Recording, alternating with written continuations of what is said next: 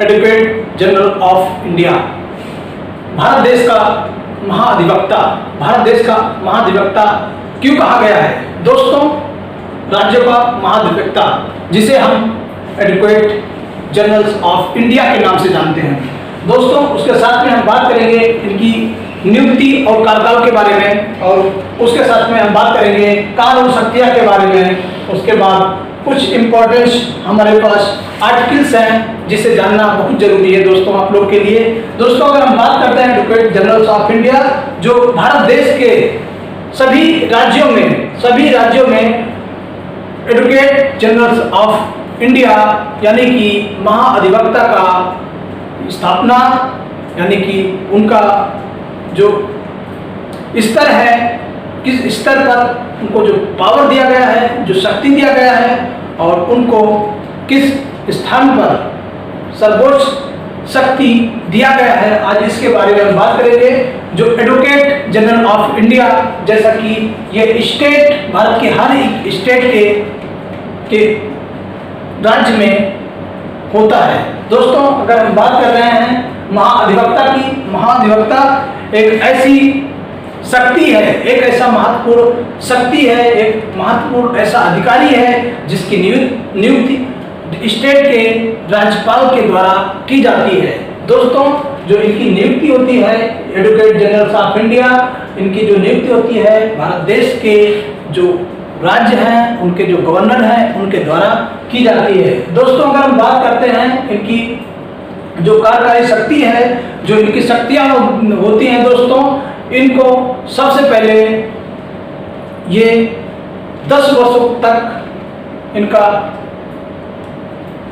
किसी भी वकालत में इनका जो अनुभव है वो होना चाहिए। किसी उच्च या सदन में या किसी उच्च न्यायालय में इनको 10 वर्ष का अनुभव होना चाहिए, 10 वर्ष पर इनको काम किया होना चाहिए, भारत देश का निवासी होना चाहिए। और इसके साथ में दोस्तों इनको इनके सपोर्ट के लिए जो भारत देश में जो हमारा राज्यपाल है, राज्यपाल इनको एक ऐसी शक्ति प्रदान करता है जिसमें कोई भी मंत्रिपरिषद, कोई भी मंत्री इनके कार्य में बाधा नहीं डालता है दोस्तों। अगर इनकी हम कार्यकाल की बात करते हैं तो इनका 65 वर्ष तक इनका कार्यकाल होता है, और इनकी जो या तो 6 इयर्स सर्विस होगा या 65 इयर्स तक इनका कार्यकाल होगा। 65 इयर्स तक इनका कार्यकाल होगा, उसके बाद रिटायर हो गए। इन केस जो हमारे भारत देश में है राज्यपाल हैं, एक केंद्र सरकार का जो राष्ट्रपति सबसे सर्वोच्च पद है। अगर हम बात करते हैं हमारे यहाँ अगर स्टेट में सबसे सर्वोच्च पति जो भारत देश का राज्यपाल है, राज्यपाल के पास होती है, क्योंकि उसको इतनी शक्ति होती है, जो मुख्यमंत्री होते हैं उनको भी शपथ दिलाता है दोस्तों। अगर हम बात करते हैं एडवोकेट जनरल ऑफ इंडिया की, जो इनको आर्टिकल्स यानी कि अनुच्छेद 165 में इनका अमेंडमेंट किया गया है, इनका संशोधन जो किया गया है 165 अनुच्छेद में एडवोकेट जनरल ऑफ इंडिया का किया गया है। और दोस्तों अगर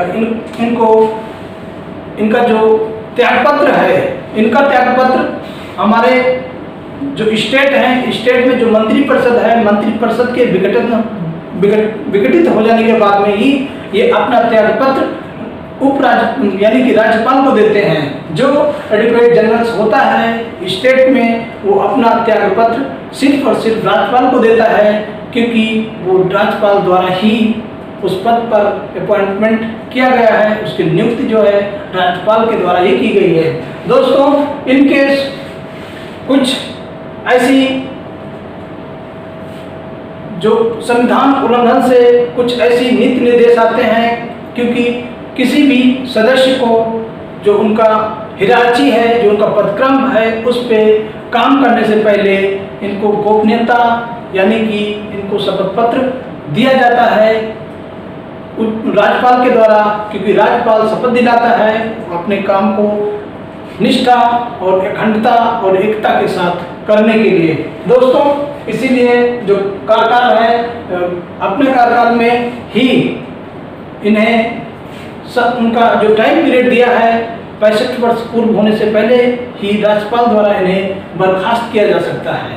इसीलिए सभी जो सदस्य होते हैं उनको अपने पद पर बनने से पहले उनको शपथ ग्रहण कराया जाता है। दोस्तों यही एक रीजन है। दोस्तों अगर हम बात करते हैं इनकी जो कार्यकारी और शक्तियां हैं, इनकी बहुत ही यूनिक और कार्यकारी शक्तियां होती हैं, क्योंकि जो भारत देश में जो एडवोकेट जनरल है, एडवोकेट जो स्टेट है उनका जो विधि है सबसे महत्वपूर्ण role advocate general of India निभाता है, क्योंकि इसके पास तीन तरह से इनके पास शक्तियां होती संचित रहती हैं। एक तो राष्ट्रपति द्वारा, दूसरा जो राज्यपाल द्वारा और जो तीसरा है संविधान द्वारा। दोस्तों भारत देश में जो एडवोकेट जनरल होता है उसके पास तीन तरह के शक्तियां होती हैं। एक राष्ट्रपति द्वारा जो मिलती है, दूसरा राज्यपाल द्वारा और तीसरा संविधानिक द्वारा, यानी संविधान द्वारा। तीन तरह की शक्तियां इनके पास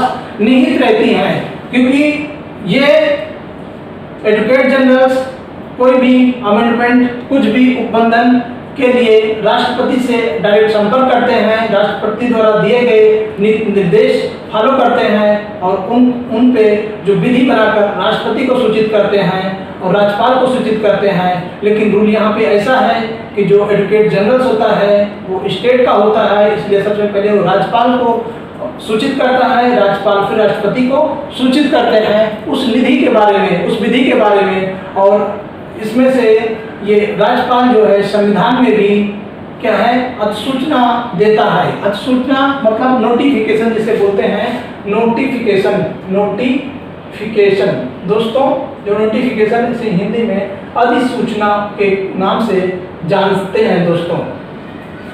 दोस्तों और इनकी जो शक्तियां होती हैं ये बहुत ही अपार ढंग की होती हैं, क्योंकि भारत देश में जो डॉक्टर भीमराव अंबेडकर थे उन्होंने सबसे पहले जो हर स्टेट में एक एडवोकेट जनरल्स के लिए एक पद को बनाया था।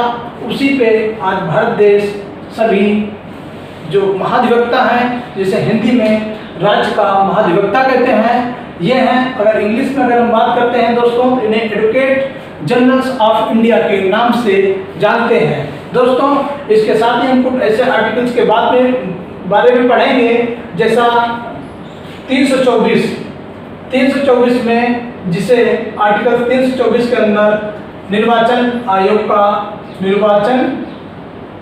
का गठन किया गया है। आर्टिकल्स ये सभी अनुच्छेद हैं दोस्तों, जो आर्टिकल्स इंग्लिश में आर्टिकल्स बोलते हैं और हिंदी में उन्हें अनुच्छेद बोलते हैं। जैसा कि 324 में निर्वाचन आयोग आता है। अगर हम बात करते हैं 280 में दोस्तों, 280 में तो इसमें वित्त आयोग आता है, वित्त आयोग। अगर हम बात करते हैं दोस्तों 76 की, जो 76 है ये भारत देश का महान्यायवादी है, जिसे अटॉर्नी जनरल ऑफ इंडिया के नाम से जानते हैं, जिसे अटॉर्नी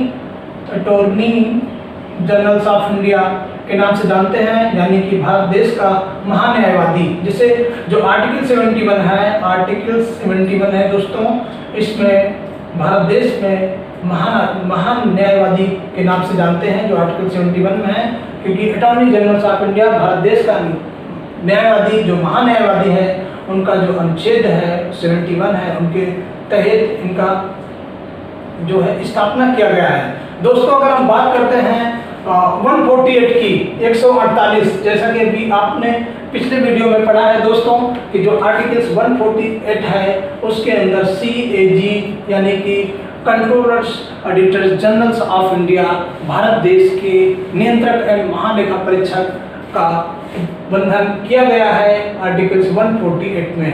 दोस्तों अगर हम बात करते हैं 165 की, 165 में 165 आर्टिकल्स 165 में भारत देश के राज्यों के जो एडवोकेट जनरल्स ऑफ इंडिया हैं, जिसे हम राज्यों का महाधिवक्ता कहते हैं,